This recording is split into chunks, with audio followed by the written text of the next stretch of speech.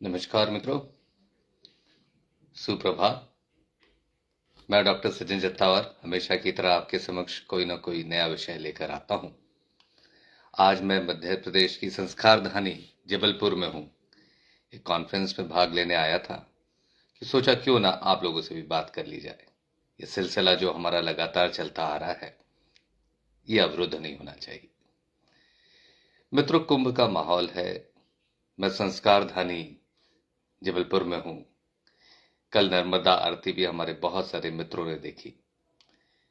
तो कहीं ना कहीं जो धार्मिक आस्थाएं हैं वो उबाल पर हैं।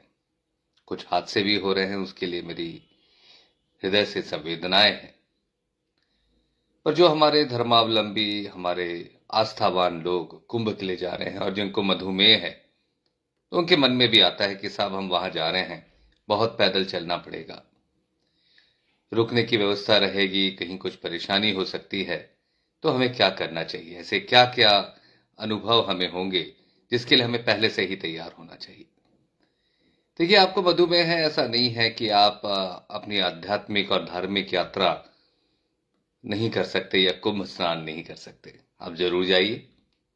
आप अपनी शुगर अपने डॉक्टर से मिल लीजिए। अपनी शुगर, मैं हमेशा कहता हूं कि खाली पेट 100 सवा 100, भरे पेट 180 के अंदर, और 3 महीने का एवरेज लगभग 7% रखिए। फिर अपनी दवाओं को बराबर लेकर जाएं। बहुत से हमारे मरीज कहेंगे कि साहब मुझे तो इंसुलिन लग रहा है, मैं क्या करूं। देखिए, इंसुलिन के लिए लोग सोचते हैं कि अभी मैं 4 दिन की यात्रा में जा रहा हूं तो मैं इंसुलिन ना लेकर जाऊं। देखिए, जिनका इंसुलिन का डोज बहुत कम है, 2 4 10 यूनिट, उनकी बात अलग है। पर जो बड़े डोजेस वाले हैं, जिनमें 2 बार ले रहे हैं, दिन में 4 बार इंसुलिन ले रहे हैं, उनको तो इंसुलिन के साथ ही जाना पड़ेगा और इंसुलिन ले जाने की व्यवस्था करनी होगी।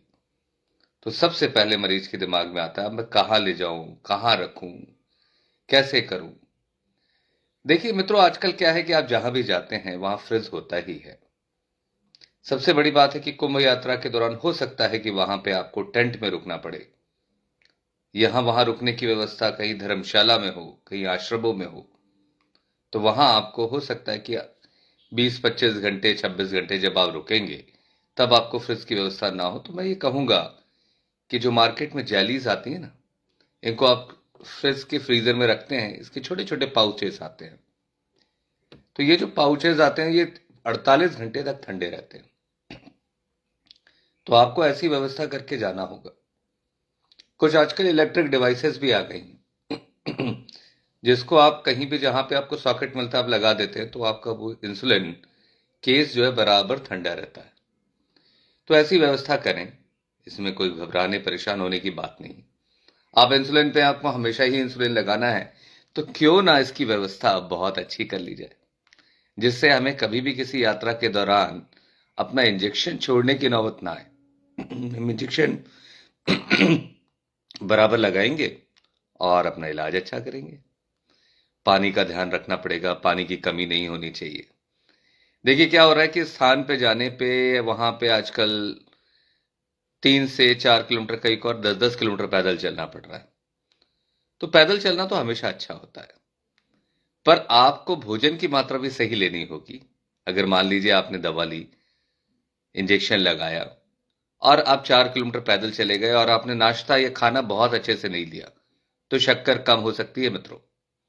तो ऐसी परिस्थिति में जब ठंडा पसीना, घबराहट, थरथराहट, कपकपी, बहुत तेज भूख लगना ऐसा हो, तो तुरंत कुछ साथ में रखिए। कुछ बिस्किट रख लीजिए ग्लूकोज के, कुछ आपको ड्राई फ्रूट्स रख लीजिए, कुछ खाने का भी रख सकते हैं।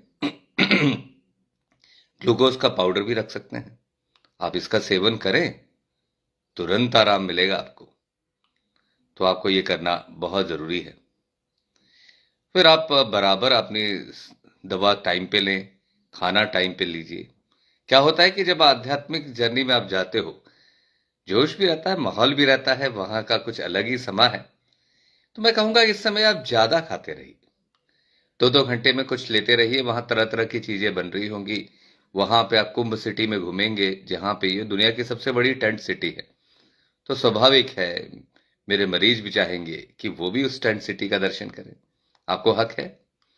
साफ सफाई का ध्यान रखें, खाद्य पदार्थ ऐसा ही ले जो पेट खराब ना करे।